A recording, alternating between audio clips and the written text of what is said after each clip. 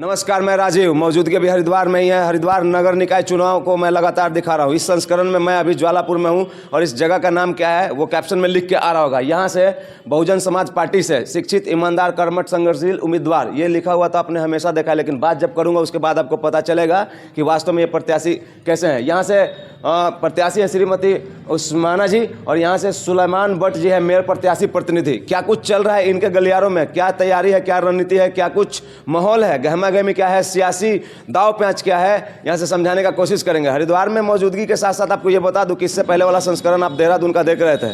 मैं राजीव आपको इसी तरीके से पूरे उत्तराखंड नगर निकाय चुनाव का जहाँ भी पहुँच सकता हूँ वो जाके दिखाने की कोशिश करूँगा। फिलहाल जिस जगह पर मैं हूँ उसका परिचय मैंने आपको दिया है और अभी जो हमारे साथ जुड़े हुए हैं सुलेमान भट्ट जी हैं और उनके साथ समर्थक हैं और ये जो है मेयर प्रत्याशी प्रतिनिधि हैं श्रीमती उस्माना जी, यहाँ से प्रत्याशी हैं। सही बोल रहा हूँ? ठीक है, स्वागत है आपका। धन्यवाद। एक छोटा सा परिचय दीजिए, उसके बाद आगे बढ़ेंगे। मेरा नाम सुलेमान भट्ट है।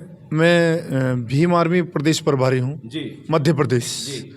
और हम लोग यहाँ पर मेयर का चुनाव जो हमें बहुजन समाज पार्टी ने टिकट दिया है वो हमारे संघर्ष को देखते हुए दिया है और हम लगातार समाज के अंदर संघर्ष करते हैं और समाज हमें जानता है और हम जो काम कर रहे हैं, जो हमने समाज की लड़ाई को यहाँ पर लड़ा है और हम लोग वार्ड में जा रहे हैं और बता रहे हैं कि हमने आपके लिए क्या किया है और लोकल हैं, आपके बीच के हैं, 24 घंटे खड़े रहते हैं यहाँ पर। ये सारा शहर जानता है और बाहर के लोग जो यहाँ पर प्रत्याशी हैं हम उनको सबक सिखाने का काम कर रहे हैं। जी, अब ये मुझे बताने का कष्ट कीजिए कि श्रीमती उस्माना जी जो हैं, सही नाम प्रोनाउंसिएशन कर रहा हूँ ना मैं उनका नाम, क्योंकि वो है ना, ठीक है। तो मुझे ये बात बताइए कि ये उनका कितनी बार का फाइट है? ये पहली बार लड़ रही हैं, दूसरी बार लड़ रही हैं, इससे बार लड़ी हैं? ये पहली बार है जी। हम लोग पहली बार चुनाव मैदान में हैं। हम लोग इससे पहले हम लोगों ने छोटे चुनाव लड़ाए हैं और बहुत सारे प्रदेशों के अंदर मैं स्टार प्रचारक रहा हूँ बहुजन समाज पार्टी में और यहाँ ये मेरे घर का पहला चुनाव है जी। तो आप किंग मेकर रह चुके हैं, है ना? जी। मुझे एक बात बताइए कि यहाँ से जो आपके सामने 3 और प्रत्याशी हैं, जैसे कि आप पार्टी से भी होंगे, बीजेपी से होंगे, कांग्रेस से होंगे, चुनौती कहाँ देखने को मिल रहा है? देखिए, हमारी चुनौती नहीं है क्योंकि जो कांग्रेस पार्टी है यहाँ पर टिकट वितरण को लेकर जो पूर्व के पार्षद हैं, 3 बार के यहाँ पर पार्षद हैं, उनका टिकट कट गया है और वो लोग, उन लोगों के समर्थन से हम लोग यहाँ पर चुनाव मैदान में हैं और भारतीय जनता पार्टी का पहले ही यहाँ पर बहुत विरोध है। व्यापारी समाज हो चाहे कोई भी समाज हो, चाहे जितने सभ्य समाज के लोग हैं, कॉरिडोर को लेकर लगातार भारतीय जनता पार्टी को घेर रहे हैं। और आपके बारे में भी 2 लाइन बोलिए। हम लोग संघर्ष कर रहे हैं, संघर्षशील व्यक्ति हूँ, हमेशा संघर्ष किया है। मेरी जो बुनियाद है वो संघर्ष की है। मैं एक मजदूर का बच्चा हूँ और अगर यहाँ तक हम लोग पहुँचे हैं तो इसकी देन हमारा संघर्ष है और समाज के अंदर दिन रात बना रहना है। और मैं जो मेरा जो एजेंडा है यहाँ पर, जो मेरा मुख्य एजेंडा है ज्वालापुर के लिए है। ज्वालापुर को हम लोग अलग से नगर पालिका की मांग कर रहे हैं और उसको हम लोग पुरजोर तरीके से उठा रहे हैं। अगर शिवालिक नगर जैसी जगह को, जो एक छोटी जगह है, अगर वो नगर पालिका बन सकती है तो यहाँ ज्वालापुर जो एक उपनगरी है, बड़ा शहर है, इसको भी हम लोग नगर पालिका बना सकते हैं। और नगर पालिका इसलिए यहाँ पर दोनों पार्टियाँ नहीं बनाना चाह रही हैं क्योंकि यहाँ पर दलित का बच्चा या मुसलमान के बच्चे या मुसलमान या दलित यहाँ पर चेयरमैन ना बन जाए। हम लोगों को मात्र सभासदों तक सिमट दिया गया है। हम लोग लड़ाई लड़ रहे हैं अपने लोगों की और अगर हम लोगों के हाथ में ताकत आती है तो मैं संघर्षशील व्यक्ति हूँ। मैं देहरादून से लेकर और दिल्ली तक घिराव करूँगा कि मैं अपनी नगर पालिका के लिए यहाँ पर लड़ूंगा। अब मुझे एक बात बताइए, यहाँ पे लोग कुछ दिन के बाद, थोड़ा इशारा में बोलूँगा, खुल के नहीं बोलूँगा, लेकिन आप इशारे में जवाब दे दीजिएगा। हर तरीके से दाव पेच खेला जाएगा, ठीक है? और वोट पाने के लिए जो इलीगल हथकंडा है वो भी अपनाया जाएगा। इसमें आपकी तरफ से आदर्श चुनाव के लिए क्या कहिएगा, क्या मैसेज दीजिएगा लोकतंत्र को? हम लोग ये कह रहे हैं और हमेशा हम चाहते हैं जो लोकतंत्र की बुनियाद है वो बुद्धिजीवी लोगों द्वारा रखी गई है और बुद्धिजीवी लोग इसको समझें और लोगों को बताएं कि कौन लोग, अब यहाँ पर शराब का भी खेल चलेगा और पैसे का भी खेल चलेगा और यहाँ पर नशे का भी खेल चलेगा। हम लोग उनको तोड़कर हम अपने लोगों को यहाँ उन जंजीरों से मुक्त करना चाहते हैं और हम कहते हैं कि हम लोग सभ्य समाज में रहते हैं। हम लोग नशे के खिलाफ हम लोग आंदोलन चलाते हैं और हम लोग चाहते हैं कि नशे का कारोबार जो है ये जो चलेगा अब इसके ऊपर पूर्ण विराम लगे और चुनाव आयोग भी इसके अंदर संज्ञान ले। चलिए ये हमें बताइए कि पूरा हरिद्वार नशे से ग्रसित हो चुका है। लोग बीएस, ब्राउन शुगर, स्माइक वगैरह मैंने अपने आंखों से रात में जब मैं कभी लेट नाइट रिपोर्टिंग के लिए निकलता हूं तो ब्रिज के नीचे और गंगा मैया के घाट के किनारे मैं उन्हें सूंघते देखता हूं कॉइन पे। और मतलब तो इस रसातल में जा चुका है हरिद्वार, कहना नहीं चाहिए देवनगरी है, लेकिन मैं क्या करूं, मेरा काम ऐसा है कि पूछना पड़ता है। तो भाई साहब आपके पॉलिटिकल डायग्राम में जिसको मैनिफेस्टो बोला जाता है, क्या उसमें नशा का जिक्र है? आप लोग लड़ेंगे नशा मुक्त हरिद्वार को बनाने? बिल्कुल हम लोग लड़ रहे हैं, लगातार हम लोग कोशिश कर रहे हैं। जो हमारा युवा है वो इस चीज़ से बाहर निकले और लड़ने की ज़रूरत भी है। यहाँ पर भाजपा कांग्रेस के लोगों द्वारा लोगों को नशे के अंदर उतारा गया है और उसके खिलाफ हम लोग ने मुहिम चलाई है और मुहिम हम लोग चला रहे हैं नशा मुक्त भारत, नशा मुक्त उत्तराखंड, नशा मुक्त हरिद्वार। और हम लोगों ने लगातार जनसंपर्क कर रहे हैं, बता रहे हैं कि हमारा क्या है, हम लोग क्या कहकर जा रहे हैं। अगर यहाँ पर ये जो ये हरिद्वार की सीट है ये इसको इस तरह बांटा गया है कि सामान्य वर्ग के लोग जो अपर कास्ट के लोग हैं उनके लिए रिजर्व कर दी गई है सीट। मुंह देख के काम होता है जी, रिजर्व कर दी गई है सीटें। और हमारे बहुजन समाज के दलित, मुस्लिम, अल्पसंख्यक, पिछड़ा जो है हमारे लोग हैं वो लोग मात्र छोटी सी जगह में सीमित रह गए हैं। झुग्गी झोपड़ियां हैं, गटर भरे हुए हैं। 5 साल हमने इससे पहले भाजपा के मेयर थे यहाँ पर और 5 साल इससे बाद कांग्रेस के मेयर थे जिन्होंने उपनगरी के अंदर आकर नहीं देखा है। आप जाएंगे, आप रिपोर्टिंग कर रहे हैं तो आपको देखने को मिलेगा कि यहाँ पर जो काम था वो जहाँ का तहाँ रुका हुआ है। और इसीलिए इस बार हम लोग निर्दलीय प्रत्याशियों को लेकर बहुत मजबूती के साथ बहुजन समाज पार्टी, बहुजन समाज, पूरा बहुजन समाज यहाँ पर मजबूती के साथ चुनाव लड़ा रहा है। हमारे संघर्ष को देखकर और जो पार्टी के लोगों ने हम पर विश्वास जताया है, जो हमें बताया गया है, और बहुजन समाज पार्टी एकमात्र देश के अंदर ऐसी पार्टी है जिसने मजदूर और किसान के बच्चों को नेता बनाने का काम किया है। मुख्यमंत्री हो, एमएलए हो, एमपी हो, मिनिस्टर हो, ये एकमात्र पार्टी ऐसी है जिसने बहुजन समाज के लोगों को बढ़ाने का काम किया है। जहाँ से श्रीमती उस्माना जी आती हैं, अपितु ये मेयर प्रत्याशी हैं, मेयर के लिए चुनाव लड़ रही हैं, लेकिन इनका जो इलाका है जहाँ मतलब इनका निवास स्थान है वो किस वार्ड से सटा हुआ है या फिर है वार्ड है? वार्ड नंबर 40 है। हाँ। हमारा जो घर है वो वार्ड नंबर 40 में है और यहाँ पर हम लोग बहुत मजबूती के साथ। हाँ, एक सेकंड, मैं इसलिए पूछा, वार्ड नंबर 40 का जिसके बारे में आप वर्णन कर रहे हैं, इसका 5 साल में जो पिछले प्रत्याशी का कार्यकाल था उसमें इस वार्ड का कितना तरक्की हुआ? कांग्रेस प्रत्याशी थे और उन्होंने वो कभी तो विधानसभा का टिकट मांगने जाते हैं लेकिन अपने वार्ड के अंदर आकर नहीं देखते हैं। वो लोग कांग्रेस के अंदर दावेदारी कर रहे हैं। इस बार हमने हाजी नईम कुरैशी जो पूर्व राज्य मंत्री हैं वो हमारे समर्थन से यहाँ पर चुनाव लड़ रहे हैं। मैंने उनका इंटरव्यू किया है जी, वो हमारे समर्थन से चुनाव लड़ रहे हैं और बहुत मजबूती के साथ वार्ड के अंदर भी और समस्त नगर निगम के अंदर जितने प्रत्याशी हमारे समर्थित लड़ रहे हैं, हम ताकत के साथ वार्डों के अंदर जा रहे हैं और बता रहे हैं कि जो लोग हमारे लोगों को पार्षद का टिकट 50-50 साल मेहनत करने के बाद नहीं दे पा रहे हैं, उस कांग्रेस और उस भाजपा, एक नागनाथ और एक सांपनाथ, नागनाथ और सांपनाथ, बड़ा अच्छा नाम दे दिया। दोनों ये जो लोग हैं इन दोनों ने हमेशा दलित मुस्लिमों को ठगने का काम किया है, वंचितों को ठगने का काम किया है और हम लोग इस बार इनको मुंह तोड़ जवाब देंगे। अच्छा, मुझे चलते चलते ये भी बताइए कि आपको सबसे पहले जब आप लोग जीत के आएंगे तो वैसा मुख्य 3 काम कौन सा है जो आपके मन में चलता है कि नहीं, हम लोग अगर जीत के आते हैं तो सबसे पहले इसको निपटाएंगे?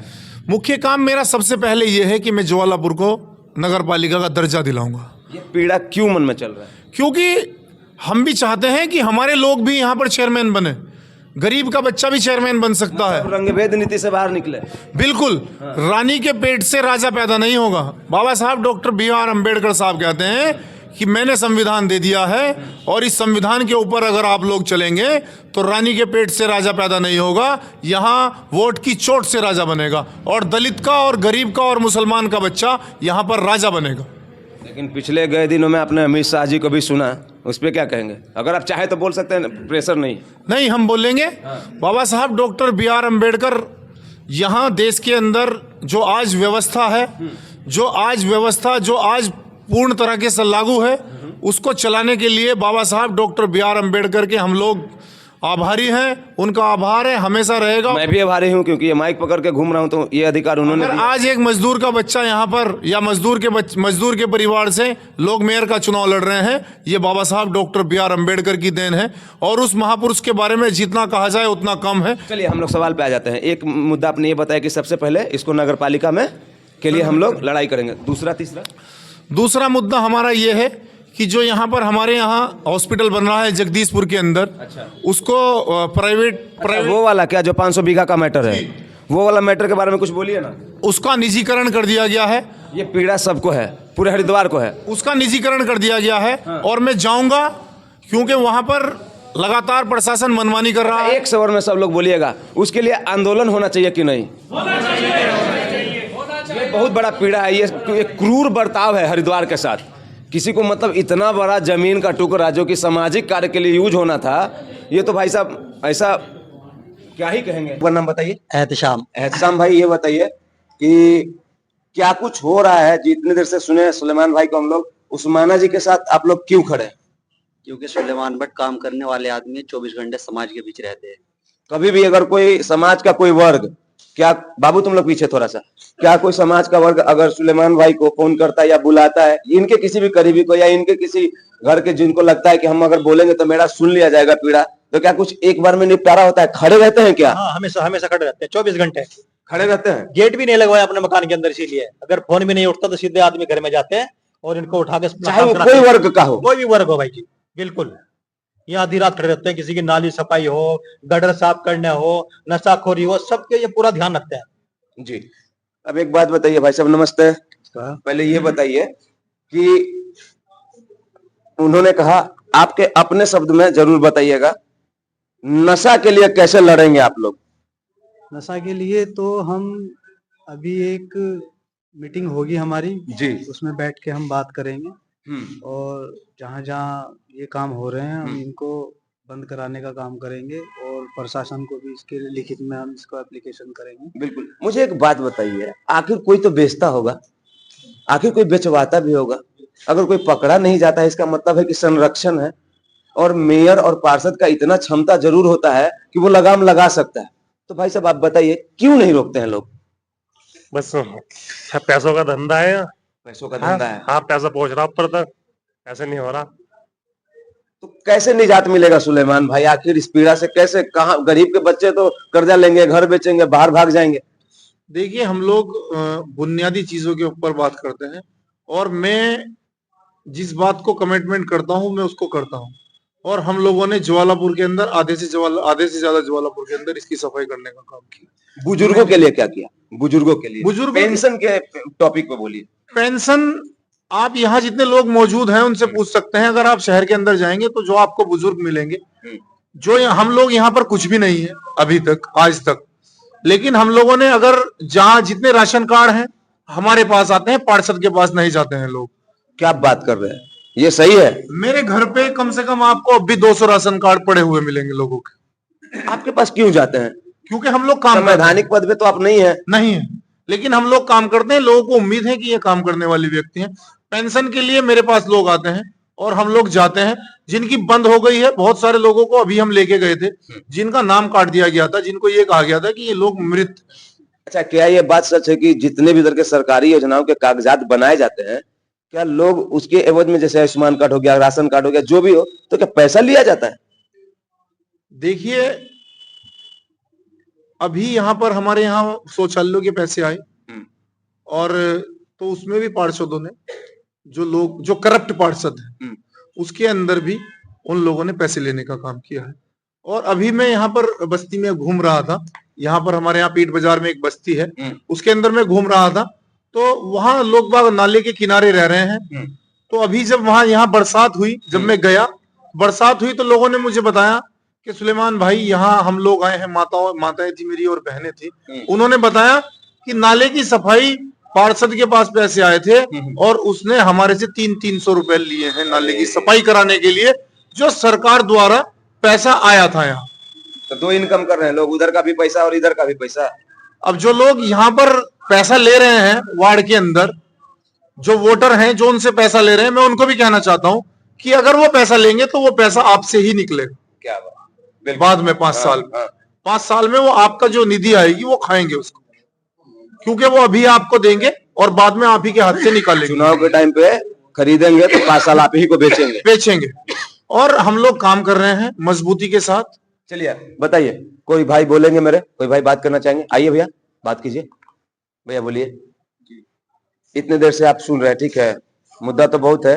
अब कुछ नया चीज आपसे पूछना चाहता हूँ कि आपको क्या लगता है, आप पर्सनली अपने वार्ड सहित, आप तो मतलब पूरे एरिया के लिए लड़ाई लड़ रहे हैं ना, एक मेयर पूरे हरिद्वार के लिए लड़ेगा, है कि नहीं? तो आपको क्या लगता है भाई साहब कि सबसे पहले क्या ठीक होना चाहिए और क्या सबसे ज्यादा गंदा है आपके यहाँ?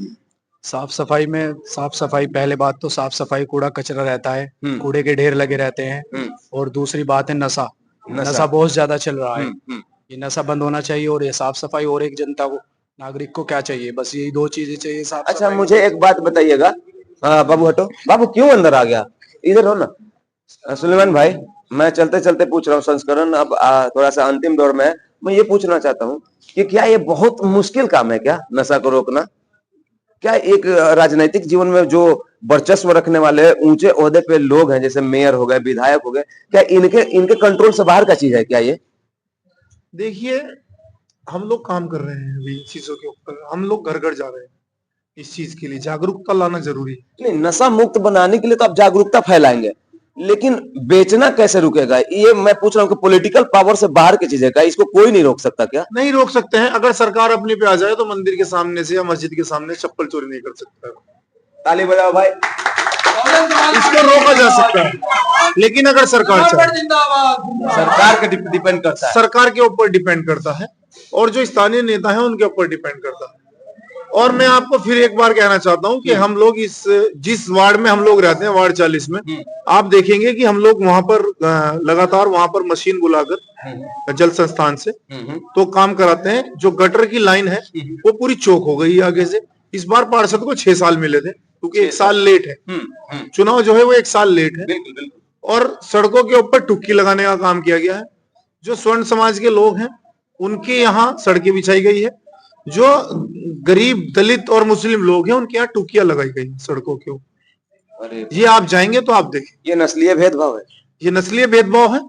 और ये इसको ही रोकने के लिए हम लोग लड़ाई को मजबूती के साथ लड़ रहे हैं और ताकत दिखाएंगे। इस बार बताएंगे कि हमारे लोगों के फैसले हरिद्वार में बैठकर नहीं होंगे। हम लोग अपनी नगर पालिका लेंगे और अपना चेयरमैन बनाएंगे, अपना बोर्ड बनाएंगे और हम लोग ज्वालापुर के लिए काम करेंगे। ये थे सुलेमान भाई समझ कार्यकर्ता और सहपाठी लोग के साथ बैठे हुए थे और ये बोल रहे थे श्रीमती सुमाना जी के लिए। सुलेमान भट्ट जी मेयर प्रत्याशी प्रतिनिधि है, क्या कुछ पूछना रह गया है कमेंट बॉक्स में हमसे पूछिएगा और मैं फिर से आप लोगों के लिए पूछ लेता हूं। अगर किसी के यहाँ कोई भी सवाल है, कोई प्रश्न है, या फिर सुलेमान भाई खुद आपसे कुछ चलते चलते रह गया है, कुछ बोलना चाहेंगे, जनता से क्या कहना चाहेंगे? मैं जनता से हाथ जोड़कर अपील करता हूं, जो हमारे प्रत्याशी यहाँ पर नगर निगम में लड़ रहे हैं, जो हमारे समर्थित प्रत्याशी हैं, जो यहाँ पर नाम ले लीजिएगा, जो यहाँ पर ना काम करने वाले लोग हैं। बहुत सारे लोग हैं, नाम तो नहीं ले पाऊंगा एक लाइन में। अपने प्रत्याशी का नहीं, श्रीमती उस्माना जी को आप लोग विजयी बनाएं और जो हमारे समर्थित प्रत्याशी हैं यहाँ पर, जो वार्ड मेंबर का चुनाव लड़ रहे हैं, उनको भी आप लोग मजबूत करेंगे। वो संघर्षशील लोग हैं, कांग्रेस द्वारा उनका दमन किया गया है और उनके टिकट काट दिए गए हैं और बाहर के लोगों को कांग्रेस ने यहाँ पर यह किया है कि मुजफ्फरनगर के व्यक्तियों को मेयर का टिकट पकड़ा दिया है लाकर। क्या क्या मुजफ्फरनगर से और यूपी से लाकर और हरिद्वार के अंदर मेयर का चुनाव लड़ाया जा रहा है। क्या हरिद्वार के लोग इस काबिल नहीं थे कि यहाँ पर हरिद्वार के लोग मेयर का चुनाव लड़ सके? क्या यहाँ पर कोई काबिल नेता नहीं था? मैं कांग्रेसियों से भी कहना चाहता हूं कि इस बार हमें समर्थन करें। हम स्थानीयों की लड़ाई लड़ रहे हैं और स्थानीय आप हैं। आज आपके मेयर के चुनाव पर डाका डला है, कल को विधानसभा और लोकसभा के ऊपर डाका डाला जाएगा। तो अगर उससे बचना चाहते हैं तो इस बार स्थानीय को मजबूत करें। चलिए, क्या कुछ रह गया है आपके मन में कमेंट बॉक्स में लिखिएगा। मौजूदगी अभी वार्ड नंबर 40 के आसपास ज्वालापुर में है। यहाँ से श्रीमती उस्माना जी मेयर प्रत्याशी हैं, इनके प्रतिनिधि हैं सुलेमान भट्ट जी, और यहाँ से हमारे साथ काफी लोग जुड़े होते हैं। एक लंबा सा मतलब डिबेट तो नहीं कहेंगे, लेकिन बातचीत हो गई हमारी। तो हम कहीं और मिलेंगे और इस उम्मीद के साथ जाते हैं सुलेमान भाई आपके साथ कि फिर से अगर आपके दरवाजे पे है तो इसी तरीके से इस्तकबाल कीजिएगा, एक्सेप्ट कीजिएगा हमें प्लीज। बहुत बहुत शुक्रिया, आप लोग यहाँ पर आए, क्योंकि यहाँ पर बिकाऊ मीडिया है वो हमें नहीं दिखाएगा। सर, हम आपके पास आ गए, आप ये मत सोचिए, हम तो वहां भी गए जहां पे कोई नहीं जाता है। जी जी, यहाँ पर जो बड़ी मीडिया है वो हम लोगों को इग्नोर कर रही है, क्योंकि संघर्षशील लोग हैं हम, बहुत पैसे वाले और उद्योगपति लोग नहीं हैं कि हम लोग उनके रसीदें कटा सकें, तो इसीलिए हमें लगातार इग्नोर किया जा रहा है। और जो यहाँ पर आप जैसे पत्रकार हैं, बहुत सारे लोग हैं यहाँ पर जो पत्रकार हैं इस तरह की, जो सच्ची पत्रकारिता करते हैं, मैं उनका बहुत अपने तहे दिल से सम्मान करता हूँ और ये चाहता हूं कि आप इन लोगों को बढ़ाया जाए। ऐसे जो जन पत्रकार हैं। नहीं, मैं क्लियर खुले दो लाइन में सिर्फ बोलता हूं, मैं एकदम क्लियर बोलता हूं। क्या पत्रकार का नौकरी सिर्फ बीजेपी और कांग्रेस के दफ्तर के बाहर होता है क्या? क्या वही दरवाजा है क्या नौकरी करने के लिए? और दुनिया में कुछ दिखाने के लिए नहीं है क्या? मुझे तो शर्म आता है, एक जगह पे 50 पत्रकार रहता है, एक जगह पे 3-4 भी नहीं दिखते, तो जाहिर सी बात है कि सेटिंग हो चुकी है। मैं तो अपने कैमरा पे बोलता हूं।